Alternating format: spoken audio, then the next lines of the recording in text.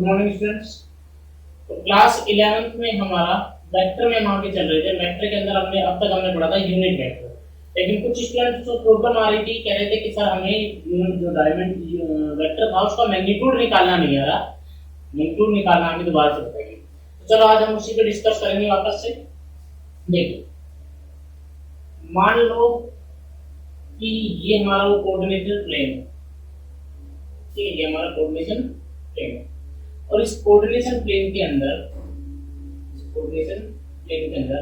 हमने यहाँ पर एक क्यूब कंसीडर कर रखा है।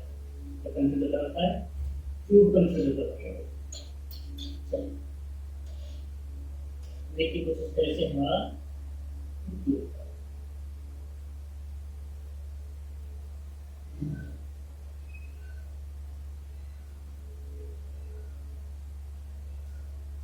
ठीक है भाई,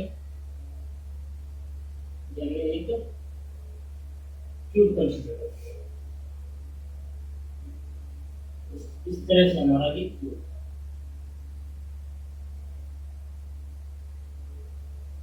ठीक। अब ये मेरा पॉइंट है, मान लो मैंने ए पॉइंट मान लिया, ओ पॉइंट मान लो, इसको ओ पॉइंट मान लिया। अब इसके कोऑर्डिनेशन 0 0 0 तो ये ओरिजिन पॉइंट था। अच्छा, ये वाला जो पॉइंट है, ये वाला है, इसके कोऑर्डिनेशन है a 0 0, कितना है a 0 0, ठीक। हम इस पॉइंट P जिसके कोऑर्डिनेशन कितने हैं a b और c, और जिसका वेक्टर फॉर्मेट कितना है, p वेक्टर बराबर है ai के प्लस bj के प्लस c के जी। तो मैं क्या चाहता हूं कि इस p के, इस p वेक्टर का मैं मैग्नीट्यूड निकाल लूं। p वेक्टर का मैं क्या निकाल लूं, मैग्नीट्यूड। दिमाग में अच्छे से रखना, कैसे निकाले, बड़ी समस्या वाली बात। मुझे एक्चुअल में क्या निकालना है, मुझे एक्चुअल में ओपी निकालना है ओपी, ठीक। लेकिन निकाले कैसे, इसके बारे में थोड़ी सी चर्चा करते हैं, थोड़ा ध्यान से समझने का आपको समझेगा। अच्छा, ये जो पॉइंट है, ये आपको दिख रहा होगा कि अगर ये क्यूब होता, अगर ये क्यूब रियल होता तो ये किस प्लेन में होता, ये x और ये z में होता कि नहीं होता। तो मतलब इसके कोऑर्डिनेशन कितने होते हैं भाई, a y में कितना 0 और z में कितना होता, c होता। तो यानी कि ये वाली जो डिस्टेंस होती है, ये वाला जो लाइन है, ये इस तरह से होती है, दोनों पॉइंटों को मिलाने वाली। तो मेरे पास दो राइट एंगल ट्रायंगल मिल रहे हैं। एक राइट एंगल ट्रायंगल तो है ये, कौन सा है, ये मेरा एक राइट एंगल ट्रायंगल, कौन सा है भैया, ये है। इस पॉइंट को अगर मैं नाम देता हूं बी पॉइंट, क्या नाम देता हूं, बी पॉइंट। तो एक तो मेरे पास राइट एंगल ट्रायंगल मिल रहा है ओ बी पी, बोलो क्लियर है, एक राइट एंगल ट्रायंगल तो ये मिल रहा है। और दूसरा मेरे पास राइट एंगल ट्रायंगल जो मिल रहा है, दूसरा मेरे पास जो राइट एंगल ट्रायंगल जो मिल रहा है वो कौन सा है, वो मेरे पास है ये ओ। इस पॉइंट को मैंने नाम दे दिया, मान लो ए पॉइंट, क्या नाम दे दिया, ए पॉइंट। तो दूसरा मुझे क्या मिल रहा है, एक राइट एंगल ट्रायंगल मिल रहा है मुझे ओ A B, O A B. मुझे बताइए कि ओ ए, मैं कुछ बातें छोटी छोटी करना चाहता हूं। देखिए ओ ए कितना है, ओ से ए की डिस्टेंस कितने के बराबर है, ए के बराबर है, बिल्कुल सही बात है। ओ से ए तक की डिस्टेंस किसके बराबर है, किसके बराबर है भैया, ए की। मुझे बताइए कि इस पॉइंट को अगर मैं नाम देता हूं सी पॉइंट, क्या नाम देता हूं, सी पॉइंट, तो यहां से यहां तक की ये जो डिस्टेंस है ये कितनी है, सी है कि नहीं, और है कि नहीं, मुझे बताइए, मुझे बताइए ये सी है कि नहीं, बिल्कुल। अगर ये सी है तो ये क्यूब ऐसे ही तो रखा है, तो क्यूब की जो ये वाली सब प्लेन, ये वाली जो प्लेन है, ये वाली प्लेन भी सी के बराबर हो जाएगी, बिल्कुल होगी। ये क्यूब रखा है, अगर ये सी है तो ये भी सी होगी, क्योंकि ऐसे ही रखा है। दोनों बात समझ में आ रही है। अगर आपको समझ में नहीं आ रही तो मैं आपको कुछ बॉक्स की जरिए दिखाना चाहता हूँ, समझाना चाहता हूँ। देखिए किस तरह से, देखिए जरा यहाँ से थोड़ा समझने की कोशिश कीजिए। मान लो ये वो क्यूब होता, ठीक है। अब यहाँ पे आपको थोड़ा सा समझ में आएगा, मैं इसको थोड़ा सा ऐसे कर देता हूँ ताकि आपको अच्छे से। मान लो ये वो क्यूब होता, ठीक है। अब मैं क्या है, मेरा पॉइंट P है और O पॉइंट कौन सा है, ये पॉइंट O है और ये पॉइंट मेरा क्या है, P है। अब मुझे बताइए कि ये वाली डिस्टेंस, कौन सी डिस्टेंस, ये वाली डिस्टेंस अगर मैं C मान लेता हूँ, डिस्टेंस में क्या मानता हूँ C, तो क्या ये डिस्टेंस भी C हो जाएगी, क्योंकि ये z एक्सिस में। देखो ये कौन सी एक्सिस हो गई, ये एक्सिस कौन सी होगी, y एक्सिस, और ये कौन सी एक्सिस होगी, x। और ये कौन सी होगी, बाहर की ओर जा रही जेड, कौन सी होगी, जेड।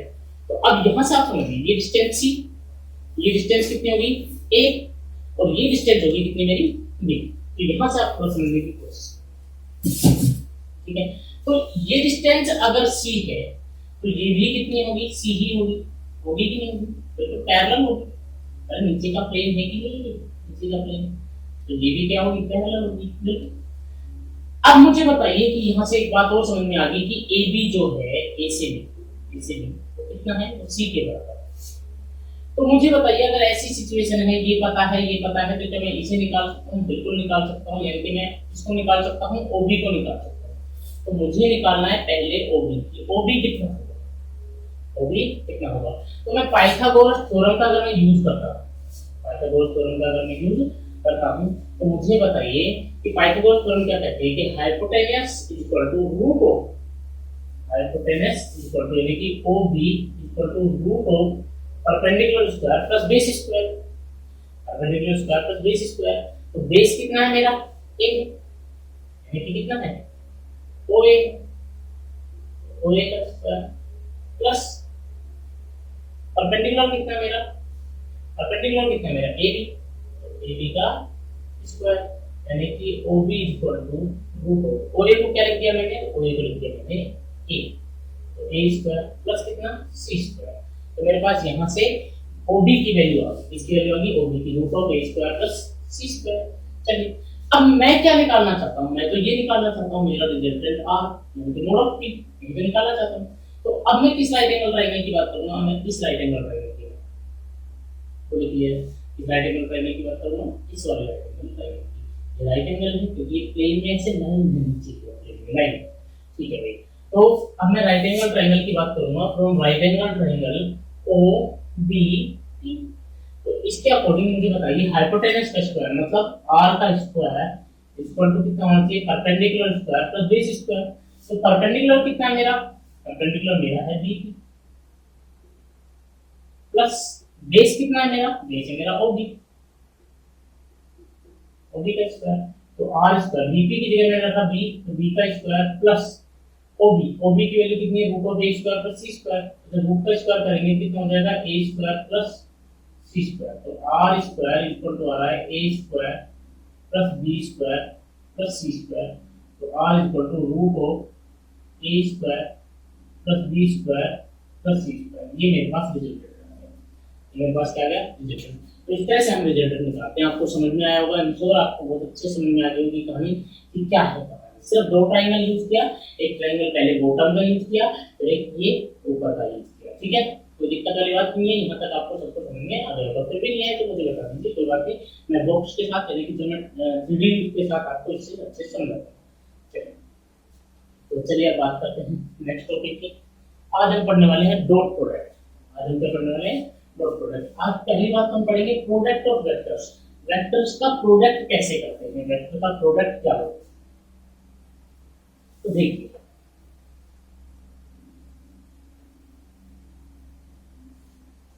आज हम पढ़ने वाले हैं product of vectors, product of vectors.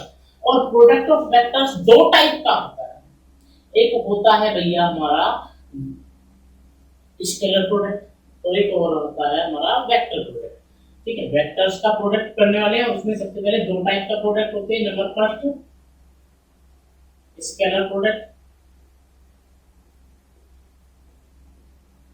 Scalar product, और दूसरा होता है वेक्टर प्रोडक्ट, वेक्टर प्रोडक्ट। तो पहले क्या पढ़ने वाले हैं, स्केलर प्रोडक्ट। मतलब क्या पढ़ने वाले हैं, स्केलर प्रोडक्ट। थोड़ा सा अच्छे से समझेंगे तो आपको सब कुछ कहानी समझ में आ जाएगी कि स्केलर प्रोडक्ट होता क्या है।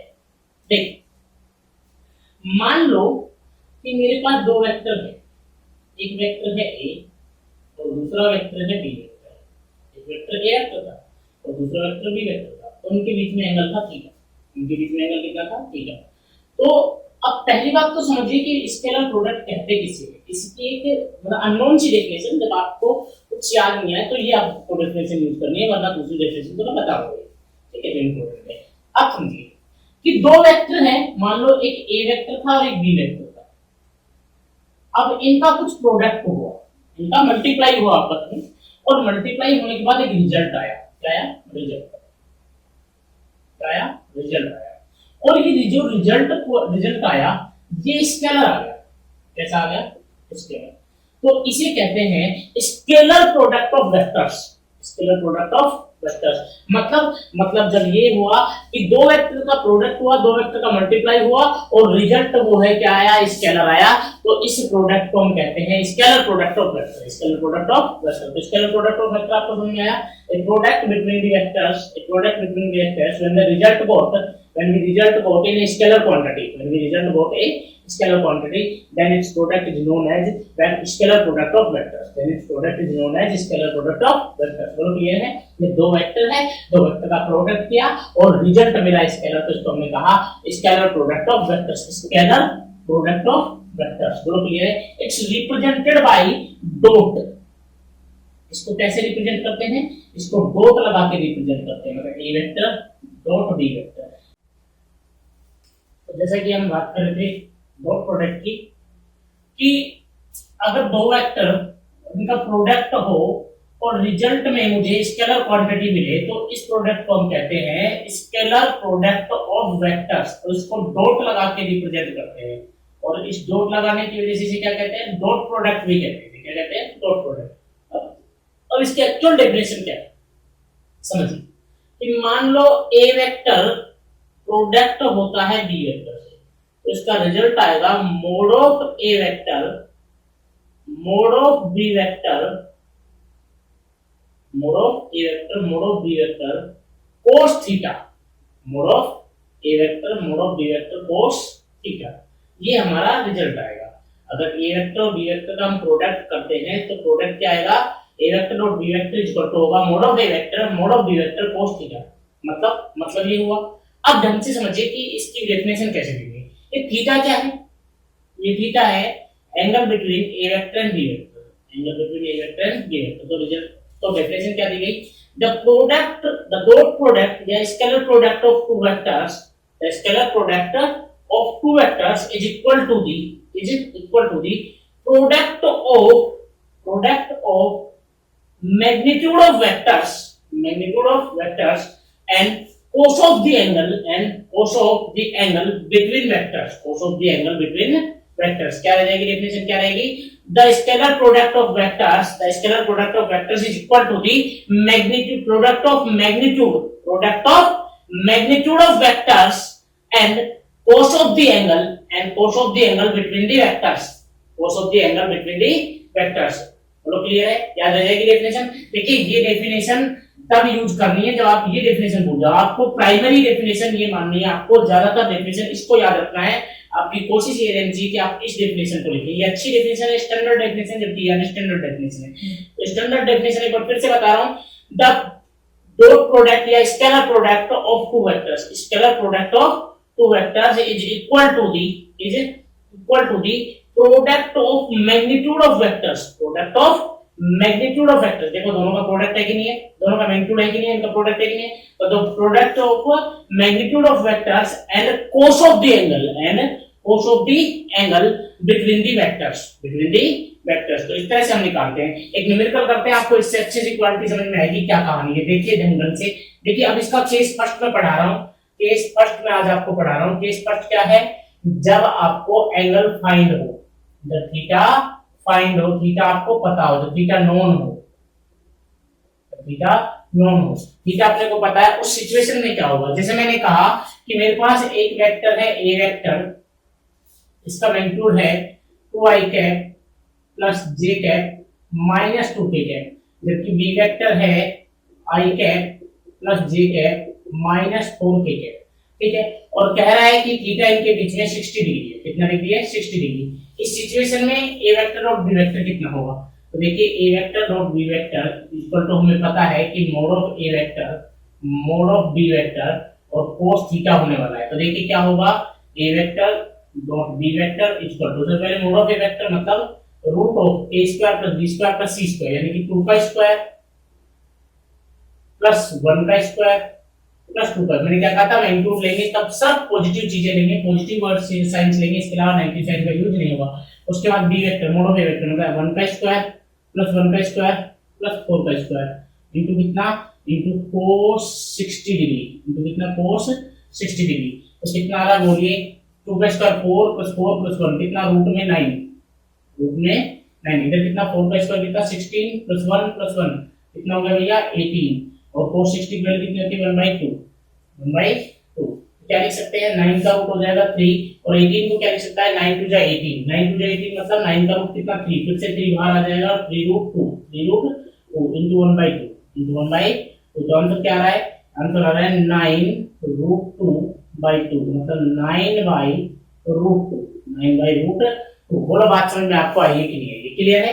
तो ये सिंपल सी बात है, कोई दिक्कत वाली बात नहीं है, आपको इजीली करना है। मैं आपको एक दो क्वेश्चन दे रहा हूँ, अपने घर से करने हैं, और आपका मिलकर करते इसके बाद आपको क्वेश्चन नकली दे दी जाएगी, ठीक है। तो देखिए जैसे मैंने कहा कि p वेक्टर है कोई, और इसे लिखा जाता है i cap minus 2j cap plus 3k cap, ठीक है।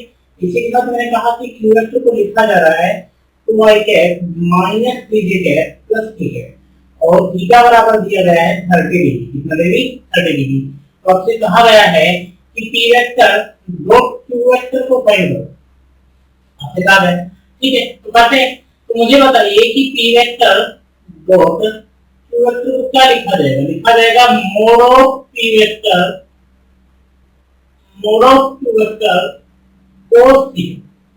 चलिए, तो मोड ऑफ p वेक्टर कितना होगा, देखिए भाई सबसे पहले p वेक्टर 1 का स्क्वायर प्लस 2 का स्क्वायर प्लस 3 का स्क्वायर, रूट 2 का स्क्वायर प्लस 3 का स्क्वायर प्लस 1 का square into cos 30 degree, cos 30 degree.